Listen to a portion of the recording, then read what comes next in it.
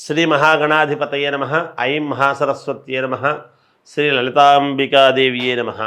రాశి ఫలాల కార్యక్రమంలో భాగంగా ఈ మే నెల 1వ తేదీ నుంచి నెలాఖరు వరకు కూడా 12 రాసుల వాళ్లకు ఎలా ఉండబోతుంది ఏమి అనేటువంటి దాని విషయం ఇప్పుడు తెలియజేసుకుంటున్నాం. అయితే ఈ మే నెలలో 14, 15 తారీఖులలో గురువు మారటం అనేటువంటిది ఉన్నది. అంటే వృషభములో నుండి మిథునములోకి గురువు వస్తూ ఉన్నాడు. అందువలన గురువు యొక్క మార్పు వలన ప్రతి వాళ్ళ జీవితంలోనూ గురువు ఇచ్చేటువంటి ఫలితాలు చాలా గొప్పగా ఉంటాయి. అయితే సహజముగా లగ్నములో గురువు ఉన్నాడు అంటే 1,00,000 దోషాలను కానీ పోగొడతాడు అని శాస్త్రము ఉన్నది. కాబట్టి అటువంటి గురువు అంటే ఏమిటి? మనకు గురుగ్రహము అనేటువంటిది దైవ అనుకూలతతో మనము ప్రమాణముగా చూసుకోవాలి. అలాగే ఎవరెవరి వ్యక్తిగత జాతకాలలో వాళ్లకు గురువు గనక అనుకూలముగా ఉన్నాడు అంటే అద్భుతమైనటువంటి మార్పులు ఇస్తాడు గురువు. ఉన్నట్టుండి అనూహ్యముగా వాళ్ళ జీవితాల్లో ఏదో తెల్లవారేటప్పటికీ లాటరీలు తగిలితే ఎంత ఆనందం ఉంటుందో అలాంటి యోగాలను ఇస్తాడు గురువు యొక్క గ్రహం. అందువలన మామూలుగా వ్యక్తిగతమైనటువంటి జాతకాలలో ఎవరికి వాళ్ళు చూసుకోవాలి, సహజం. అయితే రాసుల ప్రకారముగా అయితే 12 రాసుల వాళ్లకు ఈ గురువు మారటం వలన ఎవరికి ఎలా ఉండబోతుంది, ఏమిటి, ఈ మాసమంతా ఎలా ఉంటుంది అనే దాని గురించి ఇప్పుడు నేను పరిపూర్ణముగా తెలియజేయటానికి చేస్తూ ఉన్నాను. మొదటగా మేషరాశి వారికి ఈ మే నెలలో ఎలా ఉండబోతుంది అంటే మిశ్రమ ఫలితాలు గోచరిస్తూ ఉన్నప్పటికీ శుభ అశుభ ఫలితాలు అనేటువంటివి సామాన్యముగా అటు ఇటు సమానముగా ఉండటం అనేటువంటిది జరుగుతున్నది.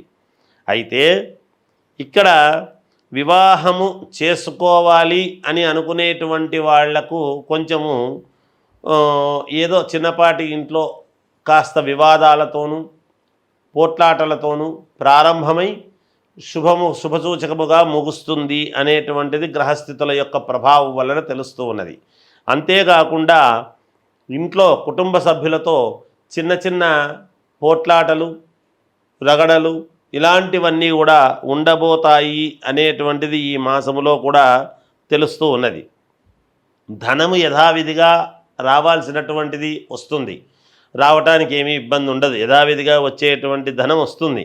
అయితే ఇక్కడ లాభాలు, వ్యాపారపరముగా వచ్చేటువంటి లాభాలు ఇవి ఉంటాయి కదా. సహజంగా వ్యాపారాలు చేసుకునేటువంటి వాళ్ళు, చిన్న వ్యాపారం దగ్గర నుంచి పెద్ద పెద్ద వ్యాపారాలు చేసుకునేటువంటి వాళ్ళు, ఇవి లాభాలు అనేటువంటివి వచ్చినా ధనము వ్యయం అనేటువంటిది కూడా ఉన్నది. అనూహ్యముగా వ్యయం చేయటం అనేటువంటిది కూడా కనపడుతూ ఉన్నది.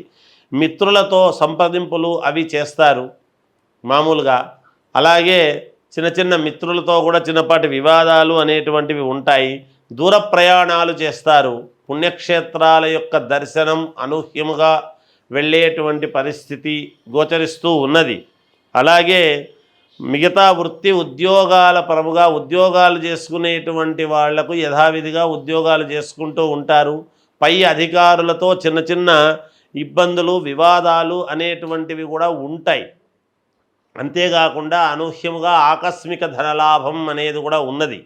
అందువలన ఏది ఏమైనా మిశ్రమ ఫలితాలుగా గోచరిస్తూ ఉన్నది మేషరాశి వారికి. విద్యార్థులకు యోగదాయకముగా ఉంటుంది. రాజకీయాలలో ఉండేటువంటి వాళ్ళు కొంచెం జాగ్రత్తగా అడుగులు వేయాల్సినటువంటి అవసరం ఎంతైనా ఉన్నది.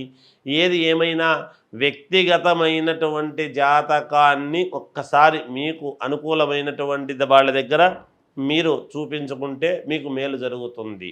జయోస్తు.